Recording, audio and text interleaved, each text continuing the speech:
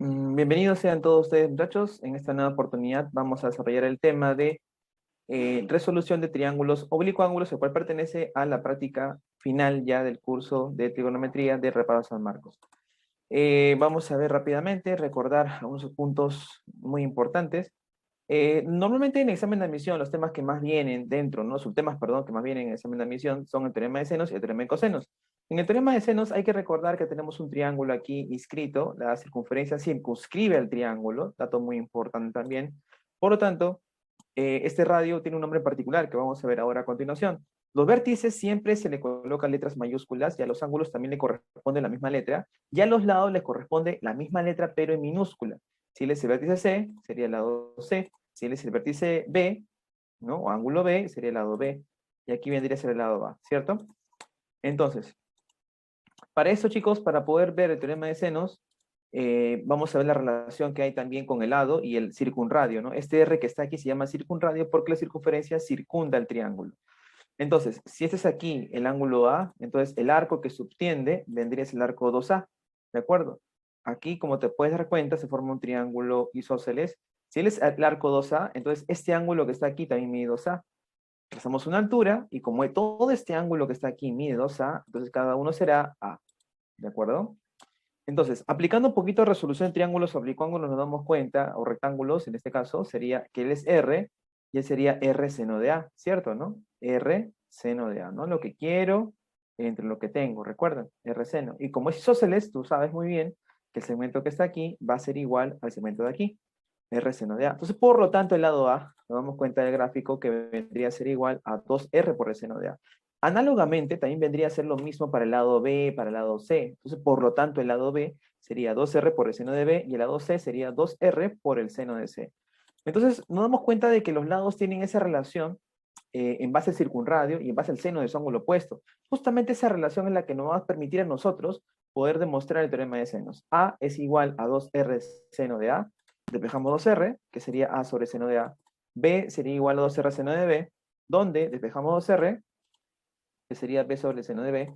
Y por último, C es a 2R seno de C, como 2R en este caso despejamos, sería C entre el seno de C. Entonces nos damos cuenta que el valor de 2R, o sea, 2 veces el circunradio, vendría a ser un valor fundamental para poder, en este caso, tomar en consideración, pues es un valor constante, ¿no?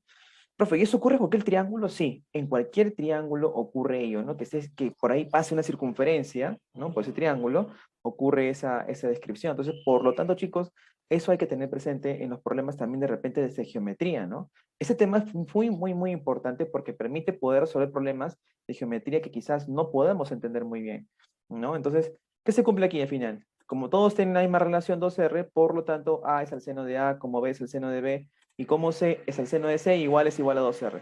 Esa expresión que está aquí, como pues se pueden dar cuenta, es una relación que se establece entre los lados y el seno de su ángulo opuesto. Por lo tanto, por lo mínimo, mínimo, mínimo que nosotros debemos tener o observar para poder emplear el teorema de senos, es tener dos lados y dos ángulos. Si tenemos dos lados y dos ángulos, ya podemos en este caso aplicar el teorema de senos. Y también viene a ser un indicio, un indicador para poder decirme a mí si es que yo debo aplicar el teorema de senos, ¿de acuerdo?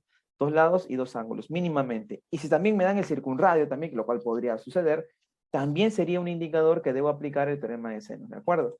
Ahora, con este teorema de seno, muchachos, vamos a hablar también de lo que es el teorema de cosenos, ¿no? Bueno, acá tenemos un ejemplo para ver cómo se aplica, ¿no? Rápidamente, x al seno de 30 como 8 seno de 45, multiplicamos en aspa, reemplazamos 1 sobre 2, un medio, por lo tanto x sería 4 sobre 2, ¿no? Al cual también por ahí uno dirá, profesor, pero traes una altura aquí, ¿no? Y también puede ser válido. No siempre nos van a dar lados conocidos, pero la idea está clara, ¿no? ¿Cómo se aplica el teorema de senos? Por ejemplo, aquí, esa pregunta, ¿no? Que ha venido el examen de admisión, en este caso de la vía real, ¿no? Así, similar. Entonces aquí tenemos que 3 es al seno de x, como 4 es al seno de x. Aplicamos teorema de senos, pero como me están pidiendo el coseno de x, recuerda que aquí el ángulo 2x no tiene nada que ver. Por lo tanto, entonces, tengo que desdoblarlo o reemplazarlo.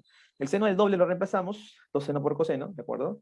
Ya hemos multiplicado aquí en aspa, ¿no? 4 seno de x, 3 seno del doble. Reemplazamos seno del doble y se cancela lo que es el seno de x. Entonces aquí me quedaría mitad y mitad, 2, 3 coseno de x. Como me piden el coseno, se acabó, sería 2 tercios, ¿de acuerdo? Entonces, estos chicos hay que tener mucho cuidado. ¿Por qué voy a emplear teorema de senos? Porque tengo dos lados y dos ángulos, correcto. Algo parecido, similar también el teorema de tangentes, ya que en el teorema de tangentes también se presta para poder aplicar lo que es esta parte de aquí, que se requiere dos lados y dos ángulos también, ¿no? Entonces, eso también hay que considerar. En este caso, en el ejemplo número C, perdón, aquí nos piden encontrar, simplificar la expresión. Si no tenemos en claro qué es lo que podemos hacer acá, lo que pueden hacer ustedes, chicos, es tratar de colocar un ángulo, en este caso, un triángulo peculiar, ¿no? Un triángulo, por ejemplo, de 60 grados, un triángulo equilátero, o también un triángulo, en este caso, rectángulo, ya que no te dicen o no te clasifican sobre todo en qué tipo de triángulo estamos trabajando.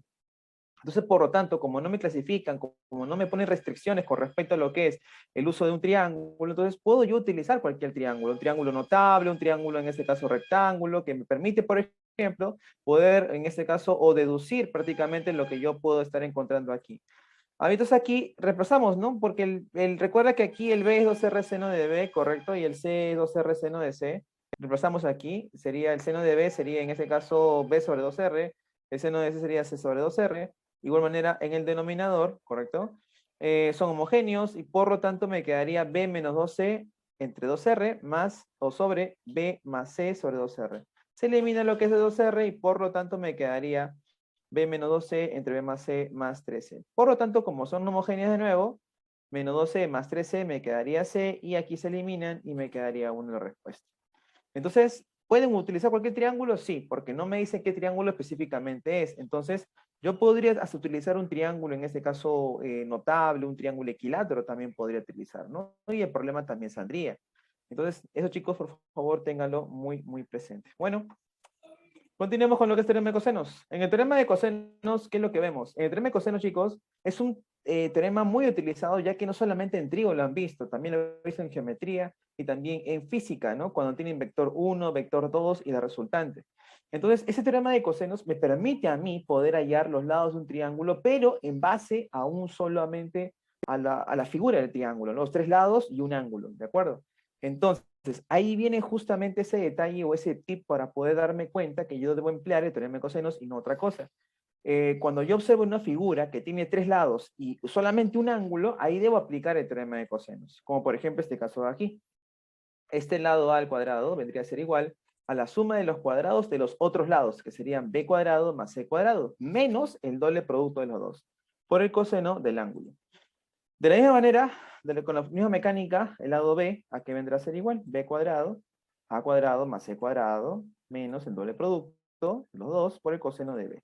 Y por último, el lado C sería A cuadrado más B cuadrado, menos A2A por B, por el coseno al frente del ángulo. ¿De acuerdo? Vamos a un ejemplo sencillito. Aquí nos piden encontrar X, X está al frente de 60, por lo tanto aplico teorema de cosenos, porque tiene tres lados y un ángulo.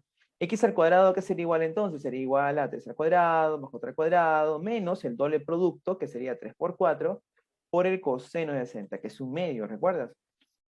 9, 16, acá me queda 24, ¿cierto? Por un medio. Mitad de mitad, 12, 25 menos 12 sería 13, por lo tanto, sacando raíz cuadrada, nos queda raíz de 13. No, claro, puede ser más raíz de 13 o menos raíz de 13, pero como estamos trabajando en un lado de un triángulo positivo, ¿correcto? Entonces, por lo tanto, que vendría a ser, en este caso, raíz de 13.